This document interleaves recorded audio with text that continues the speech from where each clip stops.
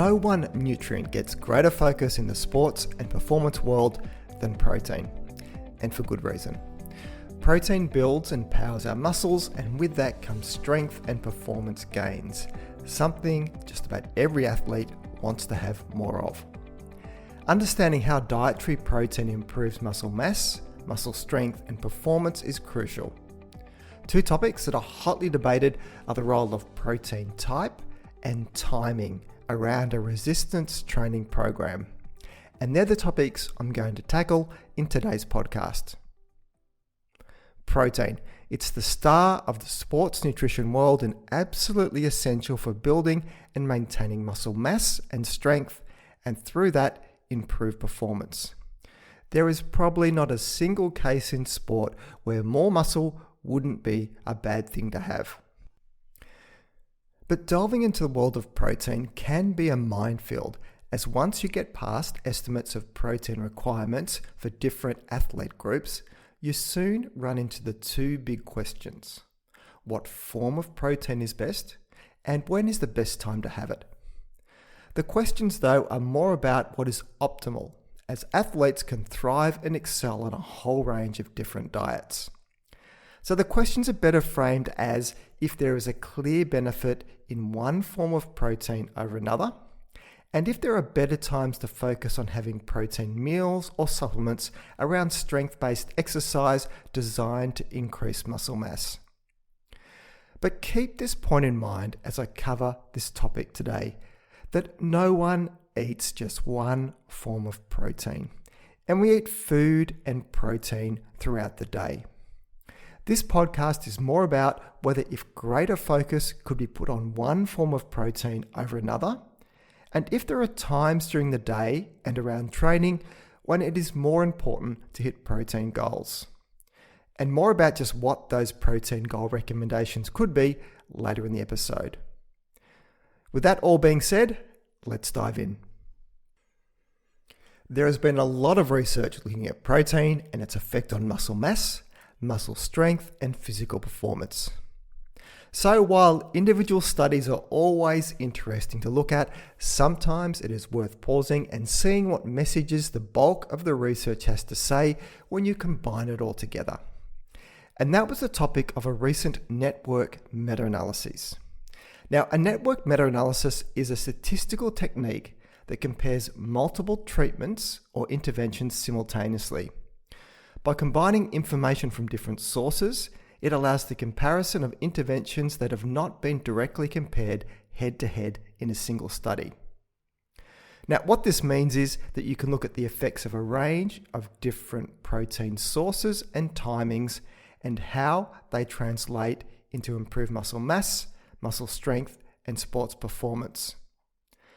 So for the analysis I'm covering today, it included 116 randomized controlled trials involving over 4,700 healthy adults, with about 2/3 being men and 1/3 women. Trials ran for a short 4 weeks right up to almost a year and a half. Muscle mass, muscle strength, and physical performance were the key areas of interest. And all outcomes were compared to a placebo control or another type of timing or type of protein supplementation. When people consumed protein varied and included before exercise, after exercise, during the day, and before bed. As for the sources of the protein, it included plant proteins such as soy and rice, animal proteins from meat, fish, and chicken foods, and also cow's milk, either as whole milk or yogurt, or the ever-popular supplements of whey and casein. Although a few studies did look at things like collagen, insect protein, and bovine colostrum. So I'll link to this review in the show notes. So what did the study find? Taking on protein of any type after exercise could increase fat-free mass by about 0.5 kilogram and muscle mass by about 0.3 kilograms. But this was in stark contrast to taking on protein both before and after exercise, which could increase fat-free mass by almost 2 kilograms. Protein supplementation before sleep was most effective for improving hand grip strength, which is a functional measure of muscle protein, as well as improving leg press strength. So far, pretty clear and not too unsurprising findings that protein helps with muscle mass and strength, though it would appear that there is a case to be getting additional protein both pre and post strength-based exercise, and that having some before bed could have benefits too. Okay, so how did the different sources of protein compare? They all were effective, though the review found evidence that animal sources may have a small edge. It was whole dairy milk, whey protein, casein protein, and yogurt, as well as red meat and mixed protein sources that were effective for gains in both muscle mass and muscle strength. But showing the danger of over-analyzing study results, you can get yourself well into the weeds when you read that the review found that mixed protein sources were most effective for improving fat-free mass and hand grip strength, while cow's milk and red meat improve lean mass in the arms and legs. Now, it's not really suggesting that you need to eat different foods for different results, only that when you slice and dice the study results enough, you will find some apparent differences that may not be that important. Translating this all into where the rubber hits the road regarding physical performance on a range of speed and agility tests, neither the type of protein nor when it was taken had any clear effects as far as showing a difference one way or the other between protein form or protein timing. So there is a lot going on here, but what does it all mean? The research review does lean towards prioritizing animal protein if a person chooses to eat animal foods in their diet, while eating or supplementing different forms of protein before or after exercise and before sleep appears optimal. But hold things there for 1 minute, because when you look at previous research reviews around the topics of protein form and timing that use different ways to assess the literature, you do get slightly different answers. In research that I've covered in previous podcasts around protein, earlier meta-analyses and narrative reviews found that protein timing around exercise is less important, so long as you are hitting your total protein goals for the day. And in research that will make my vegetarian listeners happy, there is plenty of research to show that plant protein is just as effective as animal protein for muscle synthesis. Again, so long as you can meet your total protein goals for the day. So which research findings should you believe? Well, there is a case for animal-based protein, as many studies, as to the findings of this latest review, appear to give it an edge for muscle protein synthesis. This is because of the amino acid profile of an animal protein, especially its content of essential amino acids like leucine, which are important for stimulating muscle protein synthesis. Protein and of course dietary choices though are also informed by personal preferences and even ethical considerations. So it may be the case of optimizing as much as possible within your own personal situation. And if you have no problem with dairy foods, then whey and casein protein are worth giving a spotlight to. But what about timing though of when you should give greater focus to a protein meal or protein supplements if muscle gains are your focus? Again, the most recent review says it is important, while past reviews say that it isn't that important. The different conclusions could come down to the way the research has been analysed, as they each used different statistical methods to analyse the data.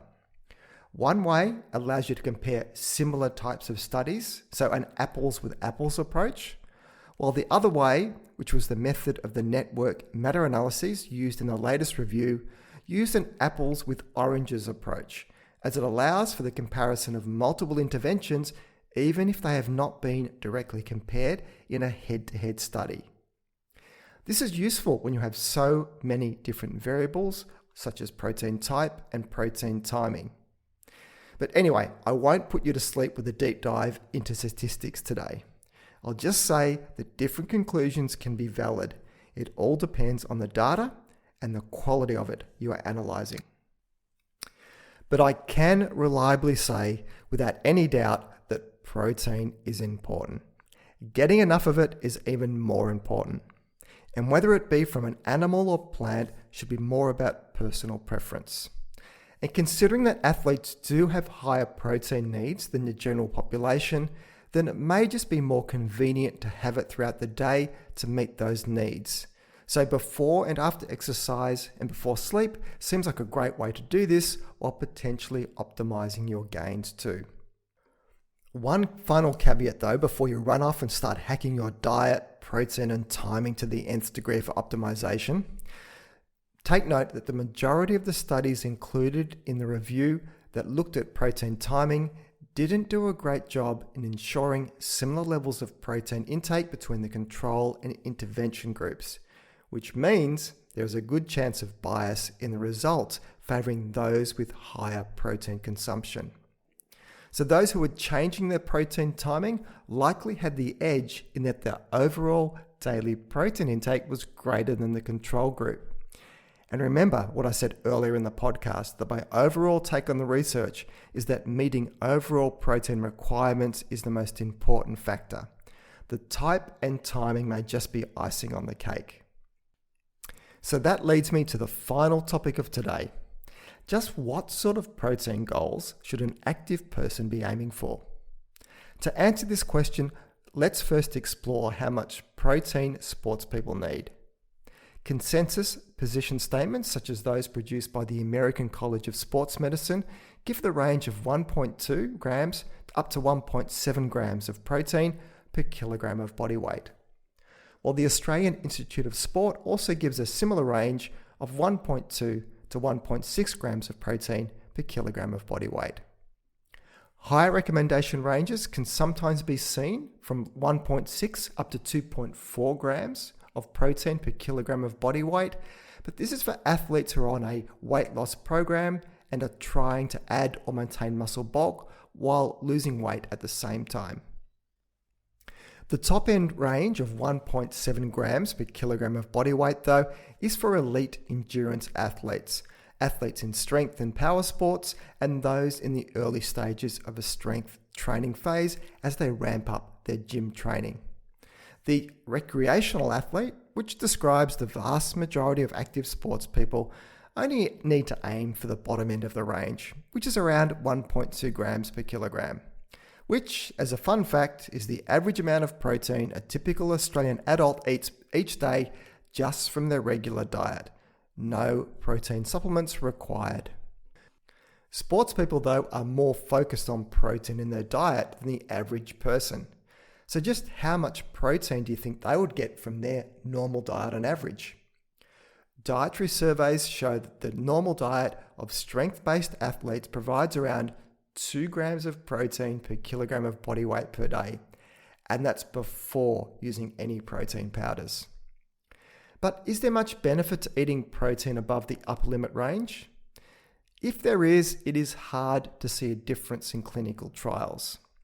A 2017 systematic review of 49 studies looking at protein supplementation in resistance exercise training, which I'll link to in the show notes, found that as protein intake goes up, so too does muscle strength and size, but this maxes out at 1.6 grams of protein per kilogram of body weight.